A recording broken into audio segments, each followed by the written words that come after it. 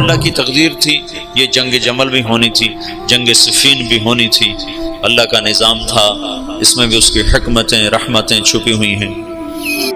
جنگ جمل کی نوبت آ گئی، جنگ جمل ہوئی، جس میں حضرت طلحہ جیسے، حضرت زبیر جیسے شہید کر دیے۔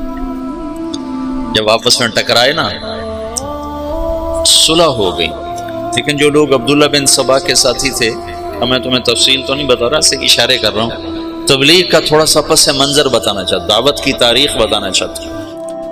جب صلح ہو گئی تو رات کو انہوں نے طے کیا کہ آدھے ادھر حملہ کر دو، آدھے ادھر حملہ کر دو، جو بیچ میں فسادی تھی۔ تو تہجد کے وقت آدھے لوگوں نے حضرت علی پہ حملہ کر دیا، آدھوں نے حضرت زبیر حضرت عائشہ کے لشکر پہ حملہ کر دیا، اور دونوں طرف شور مچا دیا۔ علی نے حملہ کر دیا، انہوں نے کہا زبیر نے حملہ کر دیا۔ تو علی کہنے لگے او ہو آئے ہائے۔ حضرت حسن جب نکلنے لگے نا اس کے لیے، عراق کے لیے، تو حضرت حسن نے کہا بابا مت نکلو ورنہ تمہاری جنگ ہو جائے گی۔ کہا میرے ہوتے ہوئے کیسے ہوگی؟ کہا ہو جائے گی، دیکھ لینا، نہ جا، مدینہ نہ چھوڑ، مدینہ نہ چھوڑ۔ تقدیر غالب آئی۔ جب جنگ ہو گئی تو پھر حضرت حسن سے کہا بیٹا کاش میں تیری بات مان لیتا، اور ہے کاش میں آج سے 20 سال پہلے مر گیا ہوتا اور یہ دن میں نہ دیکھتا۔ چھڑ گئی جنگ۔ پھر جب تلواریں چنگاریاں برسانے لگیں تو حضرت علی نے زور سے آواز لگائی این زبیر بن العوام۔ زبیر نے کہا میں ہوں، کہ میرے سامنے آ۔ اللہ اکبر، عشرہ مبشرہ آمنے سامنے۔ تو کہا تمہیں وہ دن یاد ہے جب تو اور میں مسجد میں اکٹھے آئے تھے، ہاتھوں میں ہاتھ دیے، پکڑے ہوئے تھے، لیے ہوئے تھے، اور اللہ کے نبی نے تم سے پوچھا تھا تمہیں علی سے محبت ہے؟ تو تم نے کہا تھا ہے۔ تو اللہ کے نبی نے کہا تھا ایک دن آئے گا تو اس کے خلاف تلوار اٹھائے گا اور تو اس وقت حق پہ نہیں ہوگا۔ کہا یاد ہے؟ ہاں یاد آ گیا۔ کہا تو میرے خلاف تلوار اٹھاتا؟ ان تلوار ایسے ڈالی، گھوڑے کو واپس موڑا۔ تو عبداللہ بن زبیر وہ روح رواں تھے لشکر عائشہ کی، کدھر جاتے ہو؟ کہاں جا رہے ہو؟ کہا وہ علی نے مجھے ایک بات یاد دلا دیا، میں واپس جا رہا ہوں، میں نہیں لڑوں گا۔ کہا ہمیں جنگ میں جھونک کے خود واپس جا رہے ہو؟ کہا میرے سامنے حق آ چکا ہے، اب میں ہاتھ نہیں اٹھا سکتا۔ کہا پھر ہم تو نہیں پیچھے ہٹ سکتے، اب تو فیصلہ ہو کر ہی پیچھے ہٹیں گے۔ طلحہ رضی اللہ تعالیٰ عنہ کو بھی حضرت زبیر نے کہا زبیر طلحہ یہ بات یاد کر، اللہ کے نبی نے مجھے کہا تھا۔ انہوں نے بھی گھوڑے کو واپس موڑ لیا، لیکن ان کو تو ایک تیر لگا اور اس میں وہ گر کے شہید ہو گئے، اور زبیر رضی اللہ تعالیٰ عنہ وہاں سے نکل گئے۔ آگے ایک جگہ سوئے ہوئے تھے تو ابن جرموز نے سوتے سوتے ان کو قتل کر کے ان کا سر کاٹ کے حضرت علی کو آ کر پیش کیا۔ تو حضرت علی نے فرمایا زبیر کے قاتل کو جہنم کی بشارت ہو۔ اللہ کے نبی نے کہا تھا جو زبیر کو قتل کرے گا وہ جہنم کا ایندھن ہے، تو آپ نے کہا زبیر کے قاتل کو جہنم کی بشارت ہو۔ تو اللہ نے یوں سچ کیا کہ میں تیری خاطر تیرے سب سے بڑے دشمن کو قتل کر کے آیا، اور تو مجھے دوزخ کی بشارتیں سناتا ہے، اور تلوار لے کر اپنے گلے پر پھیر دی، خودکشی کر کے مر گیا۔ جہنم سچ ہو گیا۔ حضرت طلحہ کی لاش پہ گزرے حضرت علی تو ان کا ہاتھ پکڑ کے نہ یہ چوما اور رونے لگے کہ یہ وہ ہاتھ ہے جس نے اللہ کے نبی کے لیے احد میں ڈھال کا کام دیا تھا اور تیروں کو سہتے سہتے شل ہو گیا تھا۔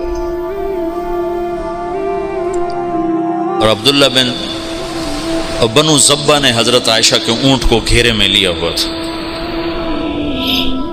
اور ایسے لوہے کی دیوار بن گئے تھے بنو زبہ کو تو حضرت عائشہ ہی بخشوا جائیں گے انشاءاللہ۔ کہتے الموت احلی عندنا من العسل نحن بنو زبۃ اصحاب الجمل نحن بنو الموت اذ الموت نزلی ننعبن عفان باطراف الاسل رد علینا شیخنا ثم بجلی۔ یہ رجز پڑھ رہے تھے اور جان کی بازی لگا رہے تھے۔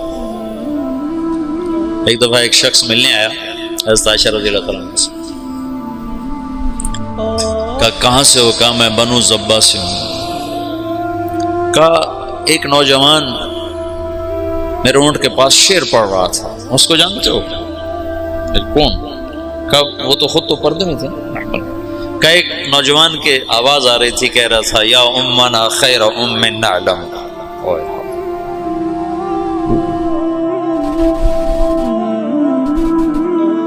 یا امنا خیر ام نعلم اما ترین کم شباب یکلم وتفتلی حامته والمعصم۔ تو وہ کہنے لگا جی وہ میرا سگا بھائی تھا۔ تو عائشہ روتے روتے روتے ساری چادر آنسوں سے تر کر دی۔ تو ایسے ایسے شاہ سوار اس دن شہید ہوئے جو اکیلے اکیلے ہزاروں پر بھاری تھے، طرفین سے۔ پھر آخر میں عبداللہ بن زبیر رضی اللہ تعالیٰ عنہ نے حضرت عائشہ کے اونٹ کو پکڑا، پھر آخر تک وہ جمے، ورنہ جو آتا تھا وہ قتل ہو جاتا، یا وہ قتل ہو جاتا یا قاتل یا حملہ آور قتل ہو جاتا تھا۔ ایک دو بڑے شاہ سوار آمنے سامنے آئے، دونوں ایک ایک ہزار پر بھاری تھے، ایک ادھر ایک کے ہاتھ میں حضرت عائشہ کا اونٹ، دوسرا حضرت علی کی طرف سے، دونوں ایک دوسرے کے وار سے ایک وقت میں ختم ہو کے گر گئے۔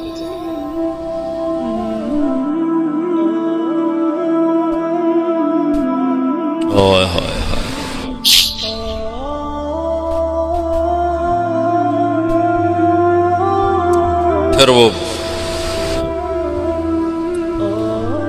آخر حضرت علی نے کہا اونٹ کو گراؤ ورنہ جنگ ختم نہیں ہوگی، اونٹ کو گراؤ۔ پھر انہوں نے اونٹ پر وار کیے، اونٹ گرا۔ جو دور کے لوگ تھے انہوں نے وہ کو تحقیق پھر تھوڑے ہوتے، ان کو ہو حضرت اما عائشہ تو شہید ہو گئے، بس وہ ایسے دل برداشتہ ہوئے کہ پھر میدان چھوڑ دیا۔ تو حضرت علی نے فرمایا کوئی کسی کے پیچھے قتل کے لیے نہ بھاگے، مال غنیمت کے طور پر مال نہ لوٹا جائے۔ تو ایک دفعہ جو دعوت کو جھٹکا لگا ہے، یہ اللہ کا نظام تھا، اختلاف ہونا تھا۔ حضرت علی کی شہادت پر ایک دور ختم ہوتا ہے، حضرت حسن رضی اللہ عنہ خلیفہ بنتے ہیں، پھر وہ 6 مہینے بعد حضرت معاویہ کے حق میں دستبردار ہو جاتے ہیں، اور پھر دوبارہ دعوت کا دور چلتا ہے، اور پھر دعوت اپنے علی قدم و ساق قائم ہوتی ہے، اور پھر وہ اسلام کی ریل پیل لہل بہر دوبارہ واپس آتی ہے جب حضرت معاویہ رضی اللہ تعالیٰ عنہ خلافت کو سنبھالتے ہیں۔